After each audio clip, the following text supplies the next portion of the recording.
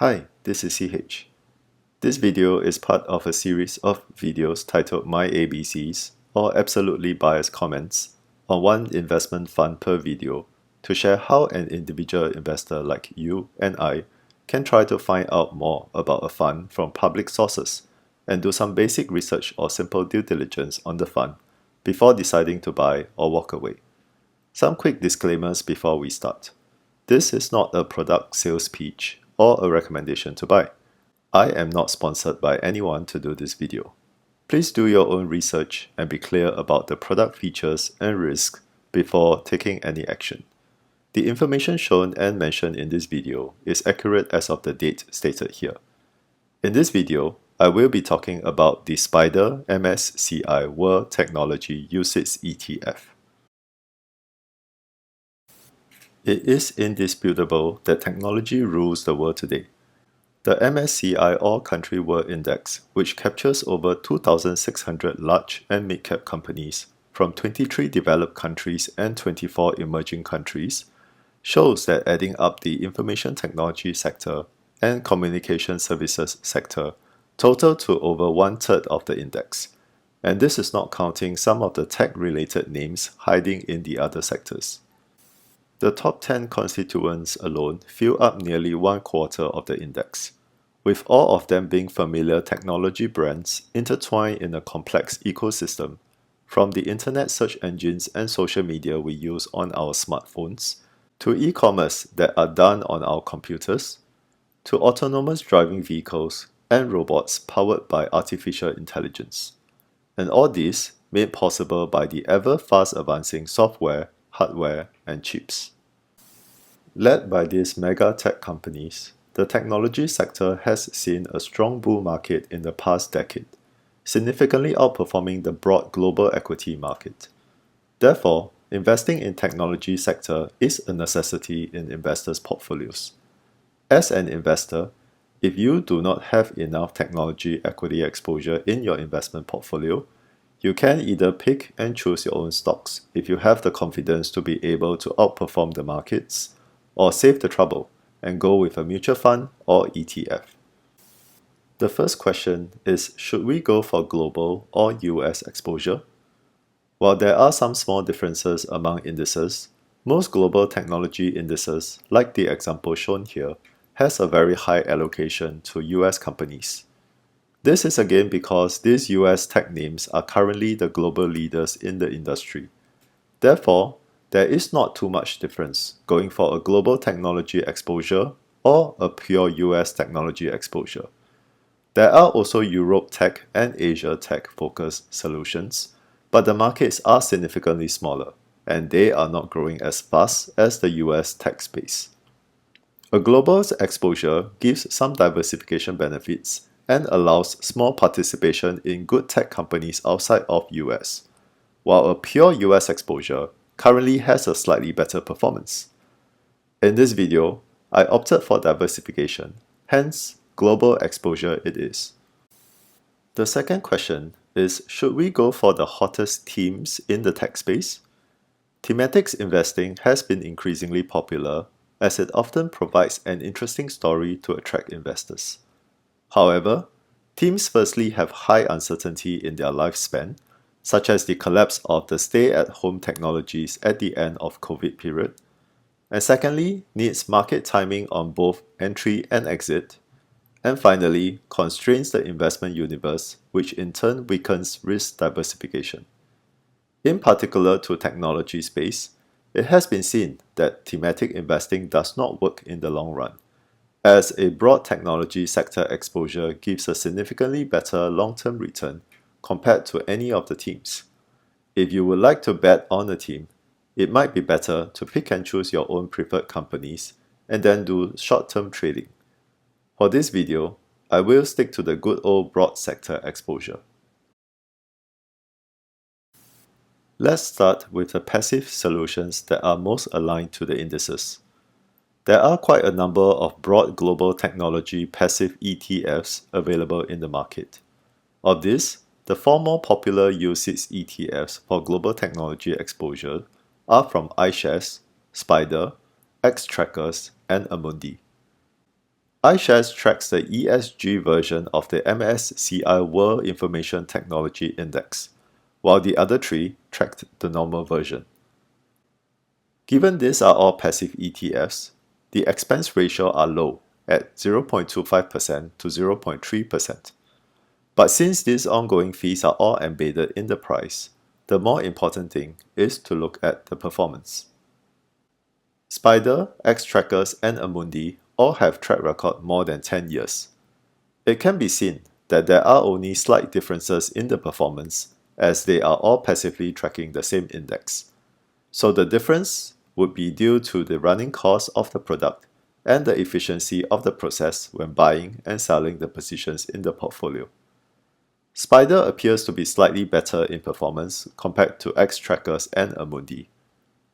iShares, on the other hand, has a shorter track record and is also having a slightly weaker performance. So from performance basis, SPDR looks to be the best pick at 20.19% per annum for the past 10 years. AUM-wise, Xtrackers is clearly way bigger than the rest at over $4.5 billion US. This is because these ETFs I am looking at are European UCITS vehicles, and Europe is the home ground for Xtrackers from Deutsche Bank. Therefore, they have more investments from the local region. iShares and SPDR would have bigger products in their US listed offerings. For SPDR, $800 million US in AUM is still a decent size, so nothing to worry here. iShares is the only one in this group that has dividend payout. However, this is a technology sector play for high growth, so dividends don't really make sense. As you can see, iShares is paying out only about 0.4% dividend yield, which is pointless. So among these 4 ETFs, the ESG filter and dividend payout of iShares isn't helping, and Amundi's AUM is a bit small. Xtrackers would be a decent pick, but SPDR wins with a marginally better performance track record, so let's throw SPDR into the pit of active mutual funds next.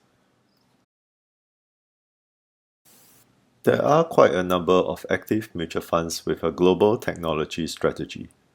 To put the SPDR ETF through the test, I have included 6 popular and better performing mutual funds that are available for Singapore retail investors. The first 3 contestants are the global technology funds from Columbia Threadneedle, or CT, BlackRock, and AllianceBernstein, or AB. The mutual funds all have decent AUM size with a long track record. Expense ratio for active mutual funds is obviously much higher, ranging around 1.7% to 2% for retail share classes. Looking at performance numbers, SPDR has delivered better returns in nearly all categories. The exception is 1-year period and below, which is subject to short-term fluctuations. What we should be concerned with is the longer-term performance of 3, 5, and 10 years if we are looking at long-term investing. Here are the other 3 contestants from JP Morgan, Fidelity, and Janus Henderson. These are also popular global technology mutual funds in the retail space with long track record and large AUM size. Performance-wise, SPDR has again delivered better returns, in this case across 1, 3, 5, and 10-year periods. To give a clearer illustration, here is a 5-year performance chart with SPDR ETF against the 6 mutual funds. It can be seen that some mutual funds have consistently lagged behind the ETF through the years, while some others have had periods of outperformance only to give them away afterwards. There are quite a few reasons why it is difficult for an active mutual fund to outperform an ETF in the global tech sector today. Active fund managers need to diversify risk in their portfolio. They have a limit on position size to avoid concentration risk. They need to trim down on overvalued stocks even though such stocks may grow even more overvalued. The market can remain irrational longer than you think. There have been an increase in technology advancement in recent years, and it appears to be a winner-takes-all environment, currently looking at how share prices of some tech companies have moved. Therefore, if the active fund manager places a wrong bet, the fund may underperform the market index substantially. On a related note, technology companies also face more geopolitical risks in today's world, from restricting access to advanced chips to getting hit with anti-monopoly laws. These also increase the risk of an active fund manager getting a fundamentally correct but politically wrong bet. Active fund managers also need to decide if they should ride on the thematic waves or stay in shallow waters. Going along the crowd is of course exciting when things are rosy, but teams can end abruptly, and some active managers do also get impacted badly, just like normal investors. Last but not least, some fund strategies do look like they are able to outperform the markets on gross basis. But once the high fees of retail share classes gets applied, the outperformance becomes an underperformance. Unfortunately, these are the limitations of what retail investors can get their hands on. Now that we have seen that the SPDR MSCI World Technology UCITS ETF is a top performing product after comparing in both passive ETF space and active mutual fund space, let's finally go through and understand the ETF a bit more. SPDR originally stands for Standard & Poor's Depository Receipt and is a term created by State Street Global Investors, or SSGA, when they launched the SPDR 500 ETF in 1993, which is probably the most popular US equity ETF today that tracks the S&P 500 index. SPDR soon became a well-liked brand name, and SSGA subsequently launched more ETFs under the SPDR brand, including the ETF in this video, even though the ETFs may not necessarily have any relationship with S&P indices. SSGA is the highly successful investment management arm of State Street, a US-based global financial firm. With over $4.7 trillion of AUM, SSGA has a diversified range of product offerings, but is most famously known for their SPDR ETF solutions. Next, let's go through the details of the SPDR MSCI World Technology UCITS ETF to understand its strategy better. This is a passive ETF that tracks the MSCI World Information Technology 3520 CAP Index. Quite a long name for an index, so let's see what it actually means. This index is a subset of the MSCI World Index and covers the large and mid-cap companies in 23 developed countries. The stocks covered in this index are all GICS classified under the information technology sector. The 3520 cap basically means that the largest constituent of the index has a 35% limit, while all the subsequent constituents have a 20% limit. The limits may look a bit far-fetched, but the reality is that the top constituent, Apple, currently is almost 21% of the index weight, while Nvidia and Microsoft are at 18% and 16%, so they are getting near the limits. These top three constituents cover 55% of the index, while the rest of the 147 constituents cover 45% of the index. This looks pretty unbalanced, but it is how the technology sector looks like today, and is unsurprisingly similar to how wealth dispersion looks like across the rich and poor. This ETF is launched in April 2016 and is US dollars based currency. It comes in accumulation only, which makes perfect sense for a growth-focused sector. TER at 0.3% is not the cheapest compared to peers, but as shown earlier, the important thing is that it has a better performance net of fees. The ETF uses a full replication method, meaning that it tries to invest in the same full holdings and weights as the index. So it also has 150 positions in the portfolio just like the index. Position weights will vary slightly because there are cash flows for the subscriptions and redemptions, as ETFs can be transacted round the clock. Structure-wise, the ETF is domiciled in Ireland under the ssga SPDR ETFs Europe 2 plc fund umbrella or fund family, and is UCITS compliant. As before mentioned, ssga has a wide range of ETFs listed in US, but launching the UCITS ETFs in Europe work better for international investors outside of US. The ETF is listed in several stock exchanges and has a few other trading currencies besides US dollars. But unfortunately, as with most ETFs, there is no Sing dollars version. These are all unhedged, so performance will vary due to FX fluctuations. Top holdings as mentioned are supposed to replicate the index. So we see the big three that are Apple, Nvidia, and Microsoft covering more than half the portfolio. You won't find some of the other big boys here as Amazon falls under consumer discretionary sector, while Meta and Alphabet fall under communication services sector.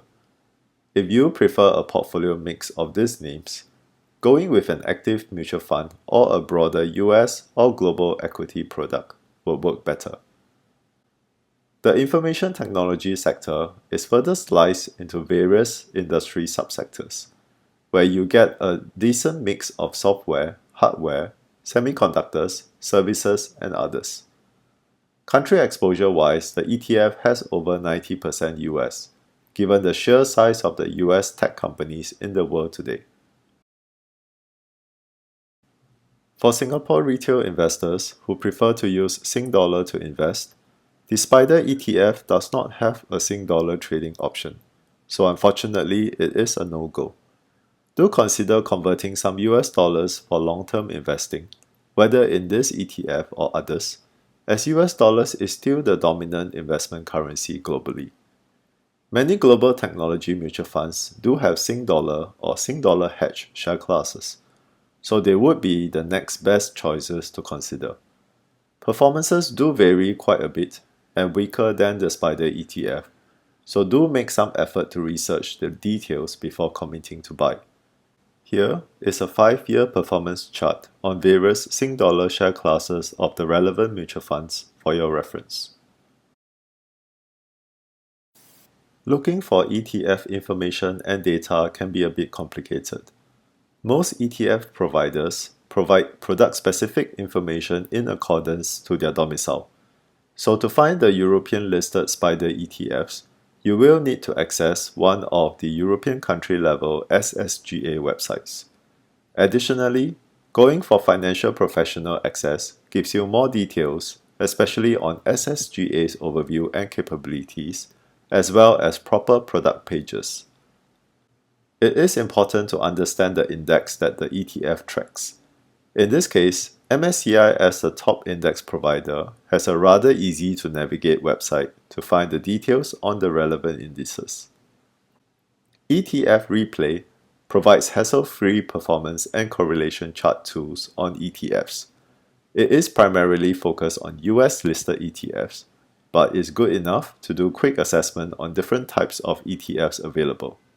Fund Supermart's Funds and ETFs Selector tool is extremely useful for this video, as it covers both mutual funds and ETFs available for Singapore investors, as well as provide a variety of search tools and performance chart generator. With that, let's summarize our findings.